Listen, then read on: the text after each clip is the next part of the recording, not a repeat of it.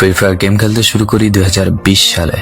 এলাকার ভাই ব্রাদার গুলোকে দেখতাম রাতে এক জায়গায় বসে বসে শুধু চিল্লাচিল্লি করতো।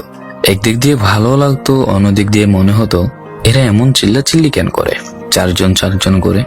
তারপর তাদের কথা মতো তাদের মতোই শুরু করি ফ্রি ফায়ার গেম। প্রথম দিন গেম খেলে রাত জেগেছি 11টা, যেটা ছিল রাত জেগার প্রথম কারণ এবং প্রথম ভালোবাসা। এলাকার বন্ধুরা মিলে রাত হলেই আড্ডার আসর দিয়ে বসতাম আর শুরু করতাম গেম খেলা। সবাই তখন গেম খেলা নতুন শুরু করি। এত পরিমাণ আনন্দ ছিল গেমটিতে যা বলে বোঝানো সম্ভব না। তখন ভালো কোনো ফোন ছিল না, ল্যাগ করতো, তবুও খেলতাম। আব্বু আম্মুর কি পরিমাণ বকাঝকা খেয়েছি সেটা বলা বাহুল্য।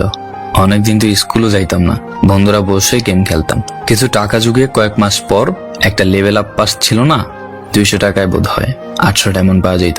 তো সেখান থেকে 800 ডায়মন্ড থেকে একটা অলগ ক্যারেক্টার নিই। আর সেই অলগ ক্যারেক্টার ছিল তখনকার সময়ের সবচেয়ে দামি ক্যারেক্টার। তখনকার দামি প্লেয়ার মনে হতো নিজেকে। আবার গেমের ভিতর অনেকের সাথে বন্ধুত্ব পর্যন্ত হয়ে গিয়েছিল। গেমের ভিতরে বন্ধুত্ব হলেও বাস্তব ছিল বন্ধুত্বগুলো। তখন ফ্রি ফায়ারে ডু পার্টনার সিস্টেমটা ছিল না, তাই কোনো মেয়ে গেমেও ছিল না। তারপর যখনই মেয়েরা গেমটা শুরু করে তখনই আস্তে আস্তে গেমের আনন্দ নষ্ট হয়ে যায়। অনেক বেশি র্যাম প্রয়োজন হতো, তো তাই গেমটা খেলতে ভালো একটা ফোনের প্রয়োজন হইতো। কিন্তু তখন ফোন ছিল না, কোনো রকম একটা ফোন দিয়ে খেলতাম গেমটা। ভাবতাম একটা ভালো ফোন হইলে গেমটা আরো সুন্দর করে খেলতে পারতাম, ল্যাগ করতো না ইত্যাদি। কত আনন্দই না ছিল তখন। প্রতি সপ্তাহে শুক্রবার বসে সবাই গিল্ডের গ্লোরি ফুল করতাম।